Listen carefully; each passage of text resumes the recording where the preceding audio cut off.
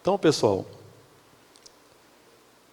vocês podem estar se perguntando, poxa, o Eduardo está falando de modalidade licitatória, mas ele não está falando de planejamento? Sim, eu estou falando de planejamento, porque a modalidade licitatória ela é escolhida em que momento? Ainda no planejamento da contratação.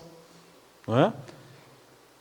Quando eu vou escrever o edital, eu ainda estou no planejamento da contratação. E para escrever o edital, eu preciso selecionar qual será a modalidade licitatória. Quais são as modalidades licitatórias trazidas aí pela nova lei de licitações? Pregão, concorrência, concurso, leilão e diálogo competitivo. Eu quero fazer uma comparação com o que a gente tem nas leis antigas. Né?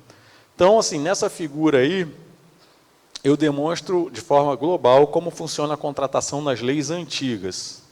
Então, uma contratação pública, em regra, ela vai ser feita por meio de uma licitação, foi o que a gente viu aqui hoje cedo. Né? Quando eu vou fazer uma licitação com base nas leis antigas, quais são as modalidades licitatórias que eu tenho? Convite, tomada de preços, concorrência, concurso e leilão. Essas 5 modalidades licitatórias estão na 8666. E como eu disse para vocês, a posteriori, foi criada uma 6ª modalidade licitatória chamada pregão. Pregão está na Lei 10.520, pode ser feito de forma presencial ou eletrônica. Se a gente parar para analisar hoje, situação atual no Brasil inteiro, eu arrisco dizer para vocês que mais de 90% das licitações acontecem em qual modalidade? Pregão. Pregão tomou conta do mercado. O pregão eu utilizo para aquisição de bens e serviços comuns. Tomou conta do mercado. Só que nós temos a regra, que é licitar, e nós temos os casos excepcionais, que são os casos de contratação direta. Artigo 17 da 8666, licitação dispensada. Artigo 24, licitação dispensável. E artigo 25, licitação inexigível. Independentemente da forma que eu vou adotar para fazer a contratação, ao final, eu vou estabelecer uma relação jurídica entre a administração contratante e uma outra pessoa que é contratada. E é essa relação jurídica que nós chamamos de contrato. E esse contrato, na maioria dos casos, é um contrato administrativo, que é um contrato regido pelo direito público. Então, é assim que se dá a contratação pública com base nas leis antigas. Olhando essa mesma figura, como é que vai ficar com a lei nova? Assim. Tá? Com a lei nova, acaba o convite, acaba a tomada de preços, e nós teremos uma nova modalidade, teremos não, já temos, né? A lei já está vigente, chamada diálogo competitivo. Foi o que eu acabei de mostrar para vocês no artigo 25 da nova lei. Tá? Aí a pergunta que surge é, então quer dizer que eu não posso mais fazer convite, nem tomada de preços? Pode sim. Pode, porque a 8666 ainda está vigente até 31 de março de 2023. Então, enquanto a 8666 ainda estiver vigente, ainda será possível fazer convite à tomada de preço. A partir de 1º de abril de 2023, sinto muito. Aí só 14.133, só essas modalidades que estão aqui. Todo mundo entendeu? Tá? Então, esse é o panorama. E as contratações diretas? Também temos na nova lei. Artigo, só que ela mudou a ordem. Artigo 74, licitação inexigível. Artigo 75, licitação dispensável. Artigo 76, licitação dispensada. A gente vai falar aqui, a gente vai tratar disso aqui no nosso curso também. Tá? Vocês fazem muita contratação direta aqui? Mais ou menos? Vocês sabem que eu falo sempre assim, em contratações diretas, são ressalvas legais, né? Aí a gente pensa assim, em caráter excepcional eu vou fazer contratação direta. Vocês sabiam que no governo federal tem muito mais contratação direta do que licitação. Já sabiam disso? Se vocês entrarem no painel de compras do governo federal e puxarem, não por valor, mas puxarem por número de processos, tem um resumo. Esse painel de compras é muito bacana, ele faz um resumo das contratações feitas pelo sistema do governo federal. Quanto de volume financeiro, quantidade de processos, por modalidade licitatória. Hoje o governo federal ele faz mais processos de contratação direta do que processos de licitação. E se a gente parar para analisar, é bem provável que muitos órgãos também façam isso.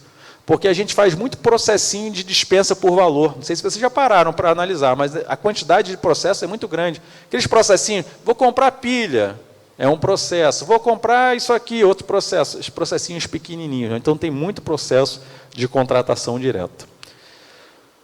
Outro ponto aí importante da nova lei no que se refere a modalidades licitatórias. Isso aí não fui eu que falei. Eu, mais uma vez, vou me remeter ao Renato Fenilha, lá, subsecretário de Gestão do Ministério da Economia. Ele falou uma coisa interessante. Ele falou o seguinte: nós queríamos fazer com a nova lei o que fizemos no, acho que é no RDC, ou no RDC, se não me engano. Ou na lei dos estatais também é a mesma coisa, que é o seguinte: não precisa ter nome para as modalidades licitatórias, é licitação. O que vai mudar uma licitação da outra é o critério de julgamento e o modo de disputa. Então, na verdade, quando eles começaram a escrever essa nova lei, a ideia é que não teria concorrência, pregão, não. Vamos fazer uma licitação? Qual vai ser o critério de julgamento? Menor preço, técnico e preço. Qual vai ser o modo de disputa? Aberto, aberto e fechado. É isso que mudaria uma licitação da outra. Só que houve lobby muito forte e aí acabaram mantendo as modalidades, principalmente por causa da nomenclatura pregão. Né? Queriam porque queriam manter a nomenclatura pregão. E mantiveram.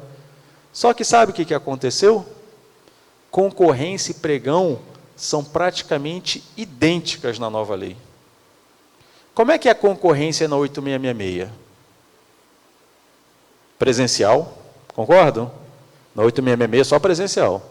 A concorrência na 8666 é presencial. A concorrência na 8666 é disputa fechada, ou seja, não tem fase de lances. A concorrência na 8666, eu habilito primeiro e julgo depois. Não é assim que funciona na 8666? Sabem como é que é a concorrência na nova lei de licitações? É eletrônica, pode ter fase de lances e a habilitação vem depois. Ou seja, igual o pregão. Tá? Então, aí eu gosto muito de citar esse amigo meu, que é o Rafael Sérgio de Oliveira, que ele fala o seguinte: a nova lei apregoou a concorrência. Quase não tem diferença entre concorrência e pregão na nova lei de licitações. É isso que a gente tem. Então, na nova lei de licitações, todas as modalidades licitatórias, já falei isso para vocês, artigo 17, né? Começam pelo julgamento das propostas, ou melhor, pela etapa competitiva, que pode ser aberta em fase de lances ou fechada, ou combinada, a gente vai falar sobre isso. Depois, o julgamento que é feito pela administração em relação àquelas propostas, e só depois vem a habilitação. Só tem um ponto interessante da nova lei, que copiou, inclusive, o RDC. É o que eu chamo de inversão de fases flexível. O que é isso? A regra é a habilitação no final.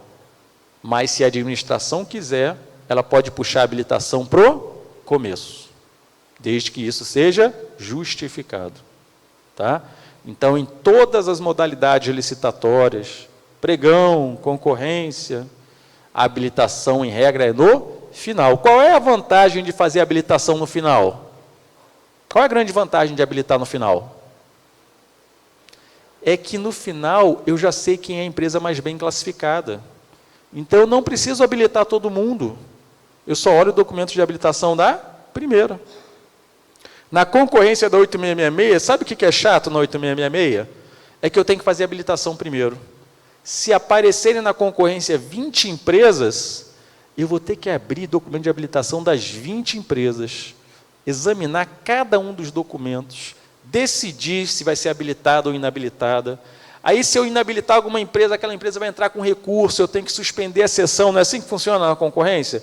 Eu suspendo por 15 dias úteis, que são 5 dias para as razões, 5 dias para as contrarrazões e 5 dias para julgamento. Olha quanto que eu perco na concorrência da 8666. É por isso que inverteu-se o processo. Jogo a habilitação para o final, aí eu só preciso verificar da primeira colocada. Se ela for inabilitada, aí eu passo para a segunda. Mas, a princípio, eu só vou analisar o documento de habilitação de uma. E aí isso faz com que também diminua a quantidade de recursos. Porque quando eu tenho que olhar das 20, caramba, posso ter recurso de 20 empresas sobre suas habilitações. Todo mundo entendeu? Então, esse rito aqui, ele vale tanto para a concorrência quanto para o pregão e as demais modalidades. Só que, então, quando é que eu vou utilizar o pregão, quando é que eu vou utilizar a concorrência? Continua aquela lógica, né? Pregão para bens e serviços comuns, só que é a adoção obrigatória. Se eu tenho um bem ou um serviço comum, obrigatoriamente a modalidade vai ser o pregão. Isso está escrito no artigo 29.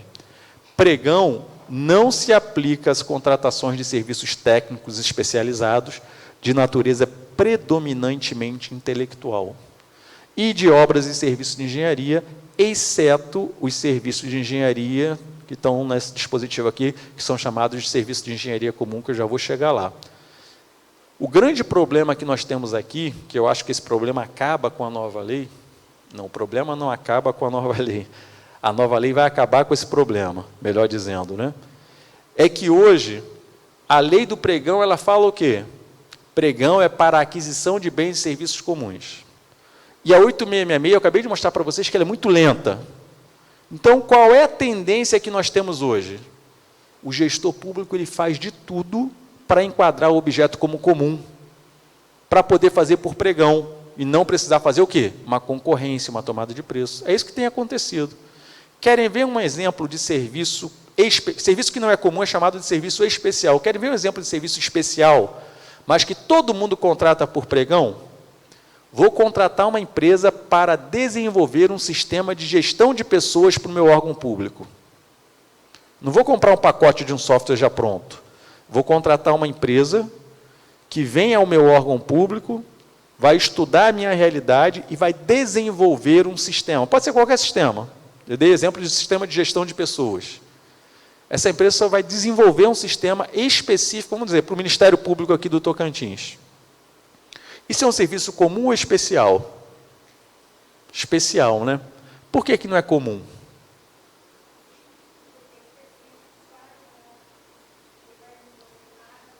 Ele é específico, ele vai ser feito, tá, de acordo com as singularidades, as especificidades daquele órgão. Esse é o primeiro ponto. Ele é um serviço de natureza predominantemente intelectual. O que significa isso? Significa que na hora de eu selecionar a melhor proposta, vocês concordam que pode ter uma empresa de TI que vai usar uma linguagem de programação A, mais moderna, vai fazer por um tempo mais rápido, uma interface diferente. Pode aparecer uma empresa B com outra linguagem de programação, com outra forma de executar, metodologias técnicas distintas, porque é um serviço de natureza predominantemente intelectual, cada um vai fazer da sua forma. Então, eu não posso simplesmente julgar comparando preço, eu tenho que comparar também as metodologias técnicas. Eu tenho que comparar a metodologia técnica da empresa A com a metodologia técnica da empresa B, então isso não é um serviço comum, isso é um serviço especial. Se é um serviço especial, onde é que eu vou descrever esse objeto? Termo de referência ou projeto básico? Projeto básico. Se é um serviço especial, eu posso utilizar pregão? Não. Eu vou utilizar o quê? Na lei nova? Concorrência. Todo mundo entendeu a lógica? Tá? Então, na maioria das licitações que o Ministério Público do Tocantins vai fazer, vai continuar sendo o quê? Pregão. Porque a maioria... Vou comprar papel, vou comprar cartucho de impressora, vou contratar serviço de limpeza, serviço de vigilância, vou comprar carro, tudo isso é o quê? Comum. Então, vai continuar sendo pregão. Mas para esses serviços de natureza predominantemente intelectual, então eu vou contratar por concorrência, não vai ser por pregão. Pregão é para bens e serviços comuns. Continua sendo para bens e serviços comuns. Todo mundo acompanhou isso? Tá? Então, o pregão para obra não pode, mas pode para serviço de engenharia, desde que o serviço de engenharia seja considerado um serviço comum de engenharia. O que é um serviço comum de engenharia? Todo o serviço de engenharia que tem por objeto ações objetivamente padronizáveis em termos de desempenho e qualidade, de manutenção, adequação e de adaptação de bens móveis e imóveis com preservação das características originais dos bens.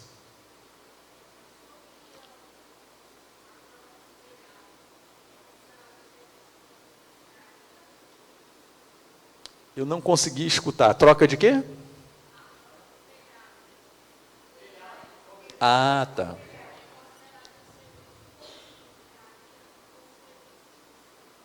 Tá. Beleza. Eu não sou engenheiro, mas eu lendo esse texto aqui, essa definição que está na lei nova, eu diria para você que pode ser enquadrado como serviço comum de engenharia. Tá? Então, você está falando de uma manutenção, concorda? Você está trocando um telhado. Você não está mudando, você está preservando as características originais do bem. Você está falando de uma construção que você está manutenindo o telhado, fazendo alguma troca, né? Acredito eu que isso é objetivamente padronizado. Você tem um telhado, você tem algumas opções de telha para colocar, mas é um objeto padrão. Então, eu acho que se enquadra, eu não sou engenheiro, mas eu acho que se enquadra perfeitamente como serviço comum de engenharia. Nesse caso, você vai descrever num termo de referência e vai licitar por pregão. Tranquilo? Tá? Você é engenheiro? Não? Geralmente, quando eu tenho... Existe muita dúvida na prática, tá? O que é um serviço de engenharia, o que é uma obra, o que seria um serviço de engenharia comum. Geralmente, quando a gente tem dúvida, né, pega um engenheiro mais experiente para ver a ideia dele, ou até consulta o CREA. Na hora que o bicho pega mesmo, a gente consulta o CREA. CREA, porque o CREA registra tudo isso, ele vai saber orientar a gente da forma mais adequada. Então, olha, falei do pregão, adoção obrigatória para bens e serviços comuns, inclusive para serviços comuns de engenharia. Né, o concurso ficou muito parecido com o pregão, mas a diferença é que o concurso vai ser... a concorrência ficou muito parecida com o pregão, mas a concorrência vai ser utilizada para quê? Serviços especiais. Concurso, observará as regras e condições previstas no edital, indicará qualificação exigida dos participantes, diretrizes e formas de apresentação do trabalho, condições de realização e prêmio de remuneração a ser concedido ao vencedor. Sabe quando é que a gente faz concurso? Concurso é o seguinte, é quando eu quero contratar, por exemplo, um projeto de arquitetura para um prédio novo que eu vou fazer lá no meu município. Eu quero uma arquitetura diferenciada, então eu vou contratar uma empresa para fazer um projeto de arquitetura. Só que eu resolvi fazer isso por meio de um concurso de projetos. Qual é a diferença do concurso para as demais modalidades licitatórias? É que no concurso eu não vou receber propostas. No concurso eu vou receber o objeto pronto. Cada empresa licitante já vai fazer o projeto de arquitetura e vai entregar o projeto pronto. E eu, que sou da administração, com base nas regras do edital, eu vou comparar os projetos para ver qual projeto se adequa melhor àquilo que eu coloquei no meu edital. O melhor projeto vai ser o vencedor e a empresa que fez esse projeto vai ganhar um prêmio previamente estabelecido no edital. Já viram um concurso de monografia? Como é que funciona? Concurso de monografia? O que é um concurso de monografia? Revista da Receita Federal. Aí vem o edital do concurso de monografia. O tema da monografia vai ser finanças públicas. Olha, a monografia tem que ter no mínimo 10 páginas, no máximo 20 páginas, a letra fonte Times New Roman 12. Aquilo é o edital. Aquilo é um concurso. Como é que eu participo desse concurso? Fazendo a minha monografia e entregando. Se minha monografia for a primeira colocada, o que eu vou ganhar? Um prêmio. Geralmente o pessoal coloca 5 mil, 10 mil reais, e ainda vai ter monografia reproduzida na revista. Isso é um edital de concurso. Tá? Então, isso é o concurso público. Não tem nada a ver com concurso para vaga, tá? Para provimento de vaga, é outra coisa. Tá? Leilão. Leilão, toda vez que eu escuto a palavra leilão, eu lembro daquele senhor no púlpito, né?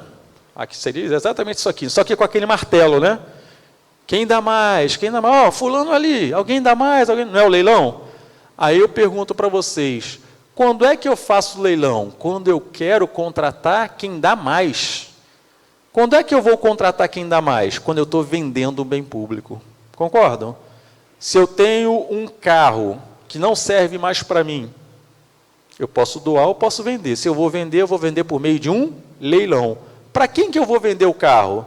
Para quem me der o maior lance, né? A maior proposta. Isso é o leilão.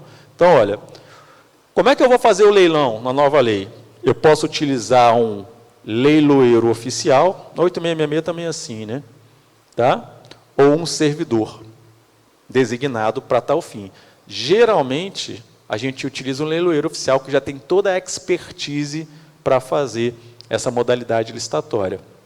Regulamento para as regras de operacionalização, ou seja, a nova lei de licitações joga a responsabilidade para o regulamento, então quem quiser fazer leilão tem que ter o seu próprio regulamento.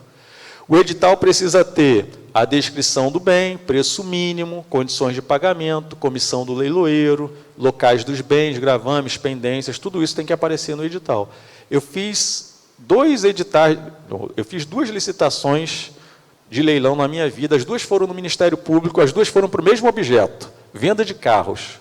27 veículos que nós tínhamos lá no MP, velho já, para vocês terem uma ideia, um dos veículos era um Santana, não me lembro o ano dele, cujo motor estava em cima do banco do motorista.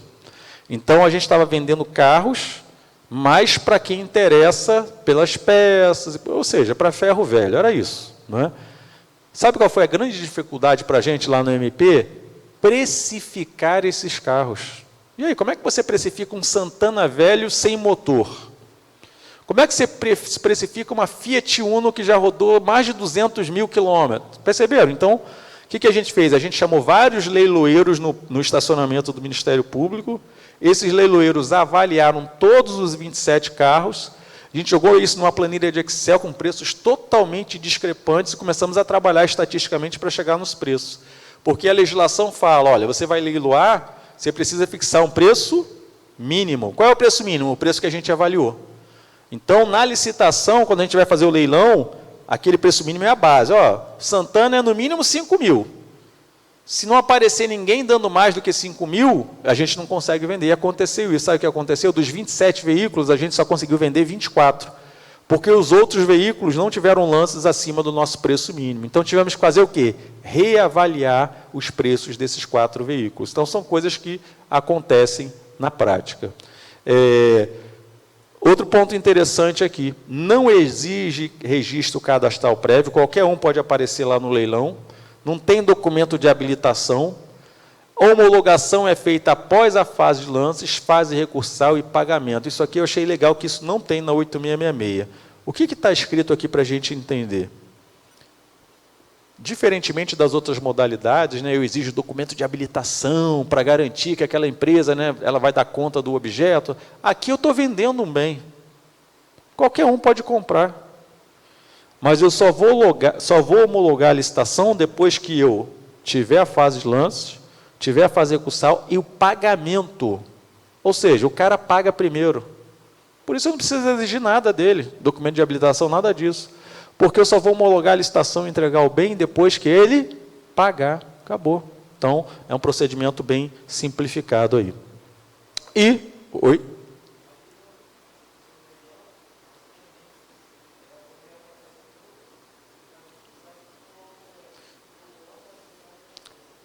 Pois não estou conseguindo escutar ainda.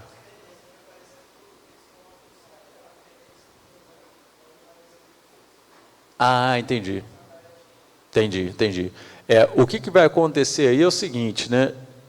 Por isso que é até importante a gente partir para um leiloeiro oficial, né? Porque quando a gente fala de um leilão, tem que ficar muito claro no edital quais são as pendências, né?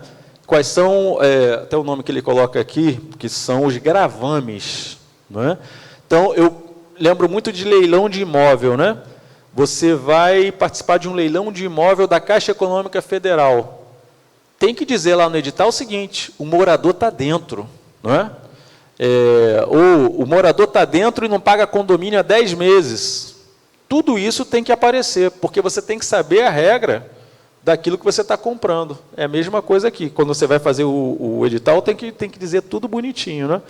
Aquela pessoa que entrar, se ela realmente quiser, ela tem que saber, ó, eu estou me propondo a comprar um imóvel, né? Qual foi a situação do imóvel? É alguém que financiou pela Caixa Econômica Federal, não conseguiu pagar, não é isso? E aí, então, esse alguém continua dentro do imóvel, não paga condomínio há um tempão, e aí essa responsabilidade vai ser minha, que estou comprando, ou vai ser da Caixa Econômica? Geralmente, ela joga a responsabilidade para a pessoa. Então, a pessoa vai ter que se virar. A pessoa vai ter que ter gasto com advogado para tirar o morador. Ou seja, tudo isso tem que aparecer no edital. Tranquilo? E essa modalidade licitatória, que é o grande chamariz da nova lei, né? Assim que saiu o projeto de lei, só se falava do diálogo competitivo. Todo mundo falando, o diálogo competitivo, caramba, modalidade nova, como é que vai ser isso? A gente precisa estudar essa novidade. Isso já funciona muito bem lá na Europa, né?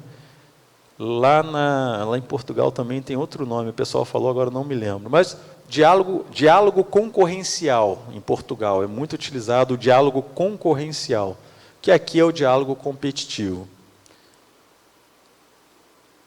Assim que eu comecei a ministrar curso da nova lei, era engraçado, eu já entrava no curso, o pessoal, professor, e o diálogo competitivo? Eu brincava falando assim, esquece o diálogo competitivo. E por que eu falava, e aí continuo falando, esquece o diálogo competitivo? Porque ele vai ser usado em raríssimas vezes. Raríssimas vezes. Sabe por quê? Por causa disso que está aí na lei, no artigo 32. Olha,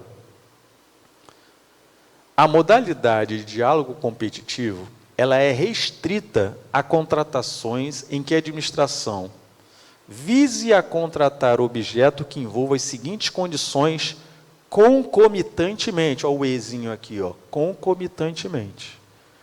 Eu só vou usar diálogo competitivo quando eu for contratar algo que seja uma inovação tecnológica ou técnica, impossibilidade de o órgão ter sua necessidade satisfeita sem a adaptação de soluções disponíveis no mercado, ou seja, não existe a solução pronta no mercado, ela precisa ser adaptada. E impossibilidade de as especificações técnicas serem definidas com precisão suficiente pela administração. Então, eu preciso ter essas três coisas concomitantes para poder fazer um diálogo competitivo. Gente, isso aqui não é para o dia a dia.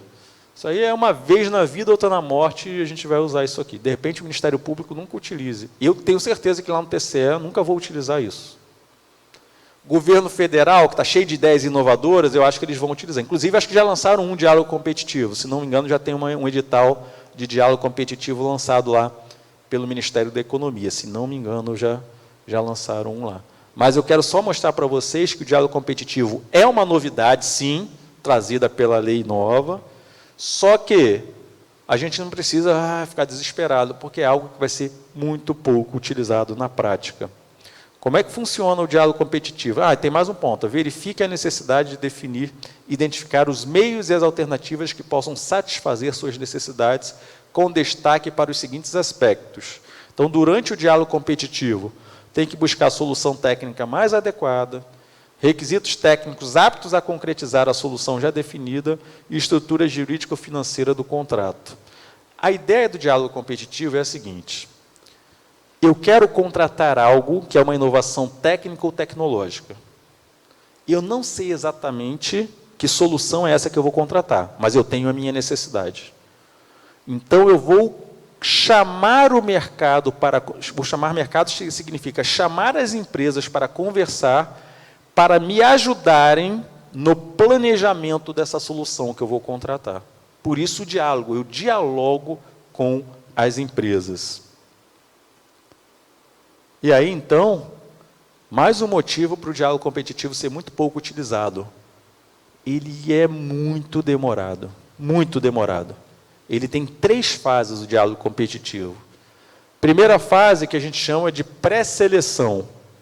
A administração apresentará, por ocasião da divulgação do edital em sítio eletrônico, suas necessidades e as exigências já definidas e estabelecerá prazo mínimo de 25 dias úteis para a manifestação de interesse na participação da licitação. Então, olha, eu já sei a minha necessidade, estou em busca de uma inovação tecnológica, não sei como descrever essa inovação. Faço um edital de diálogo competitivo, de chamamento, primeira fase, para selecionar as empresas que se interessarem. Vou selecionar essas empresas. Os critérios empregados para a pré-seleção dos licitantes deverão ser previstos nesse edital de chamamento e serão admitidos todos os interessados que preencherem os requisitos objetivos estabelecidos. Então, primeiro momento, digo qual é a minha necessidade, faço esse edital, chamo os possíveis interessados, pré-seleciono os possíveis interessados. A divulgação de informações de modo discriminatório que possa implicar vantagem para algum licitante será vedado. Isso aqui serve para qualquer modalidade, né? Isso aí é vedado sempre. Então, primeira fase, pré-seleção das empresas. Então, vamos imaginar que apareceram 10 empresas, mas só 5 se adequaram ali às regras do edital. Então, pré-selecionei 5 empresas. Vou para a segunda fase, é o diálogo propriamente dito. Vou dialogar com cada uma das 5 empresas. Dialogar, porque a empresa, de acordo com aquela necessidade que eu explicitei no edital, a empresa vai demonstrar como ela pode me atender. Ela vai oferecer uma solução tecnológica para mim, para eu poder escrever lá a definição do meu objeto. Então, olha, a administração não poderá revelar a outros licitantes as soluções propostas ou as informações sigilosas comunicadas por um licitante, sem o seu consentimento. Então, essas conversas são individuais. Se foram 5 empresas selecionadas, eu vou marcar um dia para dialogar com a empresa 1, outro dia para a empresa 2. Então, vejam que eu já tinha dado na pré-seleção 25 dias úteis. Agora eu tenho um tempo para dialogar com todas essas empresas. A fase de diálogo poderá ser mantida até que a administração, em decisão fundamentada, identifique a solução ou as soluções que realmente vão atender à sua necessidade. As reuniões com os licitantes pré-selecionados serão registradas em ata e gravado. Isso é fundamental, porque as reuniões são individuais. E eu não quero que a administração pública direcione para ninguém. Então, isso vai ser tudo gravado, registrado em ata e gravado, mediante utilização de recursos tecnológicos. Continuando aqui, fase 3 agora. Então, olha, dialoguei com as empresas, construí a solução que eu quero contratar. Agora está na fase competitiva. Essas 5 empresas que dialogaram com a administração estão aptas a ofertar propostas para essa solução que foi definida. O edital poderá prever a realização de fases sucessivas, caso em que cada fase poderá restringir as soluções ou as propostas. A administração deverá, ao declarar que o diálogo foi concluído, juntar aos autos do processo os registros e as gravações. Iniciar a fase competitiva com a divulgação do edital, contendo a especificação dessa solução que ela construiu após os diálogos. E abrir prazo não inferior a 60 dias úteis, para que os licitantes pré-selecionados possam apresentar as suas propostas. Então, olha só, 25 dias úteis, eu lanço um primeiro edital, eu tenho que dar pelo menos 25 dias úteis para as empresas se manifestarem para participarem da pré-seleção. Aí a administração vai levar um tempo para conferir a documentação toda e pré-selecionar determinadas empresas. Depois, mais um tempo que não está estabelecido, que a gente vai conversar com todas essas empresas para construir a solução. Depois que construir a solução, vou montar um outro edital com essa solução e essas empresas pré-selecionadas têm 60 dias úteis para apresentar suas propostas. Gente, isso não vai levar menos que um ano. Não vai levar menos do que um ano para contratar. Tá? Então, só para mostrar para vocês que o diálogo competitivo é uma inovação, sim. O diálogo competitivo é muito bem-vindo para inovações tecnológicas, mas não é algo que a gente vai usar no nosso dia a dia. Todo mundo acompanhou isso? Tá? Aí tem a continuação ali, né?